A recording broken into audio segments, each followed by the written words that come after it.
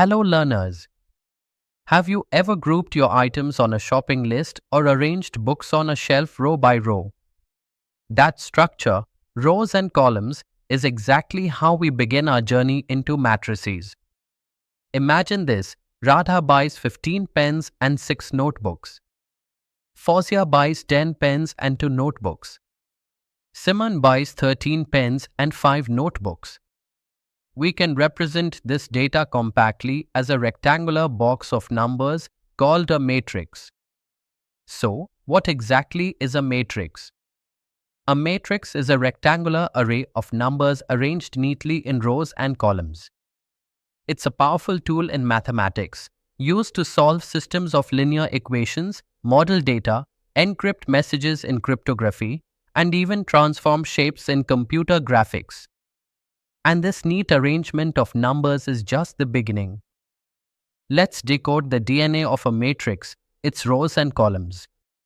Suppose we have a matrix A that looks like this: first row, 5, negative to second row, 0, 5, third row, 3, 6. This matrix has 3 rows and 2 columns, so we say its order is 3 by 2. Now, how do we locate an element inside the matrix? Every number in a matrix is labeled using a position.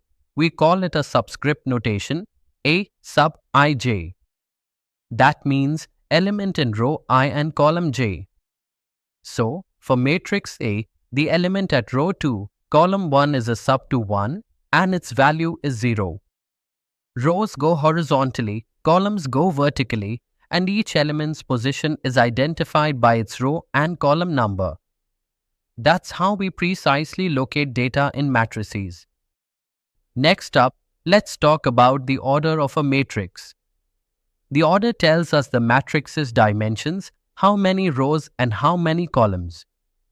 We write order as m by n, where m is the number of rows and n is the number of columns. Let's take the matrix: first row, 5, negative to second row, 0, 5, third row, 3, 6. It has 3 rows and 2 columns, so its order is 3 by 2. How many elements does it contain? Just multiply the number of rows and columns. 3 into 2 equals 6 elements. Now, say we need to create a matrix with 8 elements.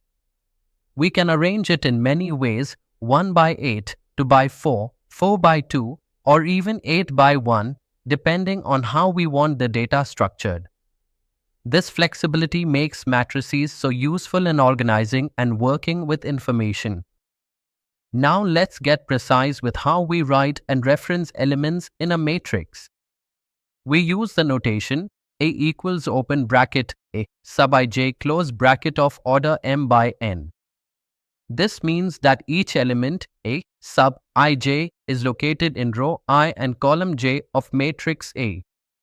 Let's take a real example. Matrix A, first row, 30, 25. Second row, 25, 31. Third row, 27, 26. So, what is a sub 32? That's the element in row 3, column 2, which is 26. This kind of notation helps us access specific values easily, whether we are talking about exam scores of students, rainfall amounts in cities, or even workforce data in factories. Understanding this notation is like learning to read a map. It tells us exactly where each number lies. Now let's switch gears and explore how matrices meet geometry.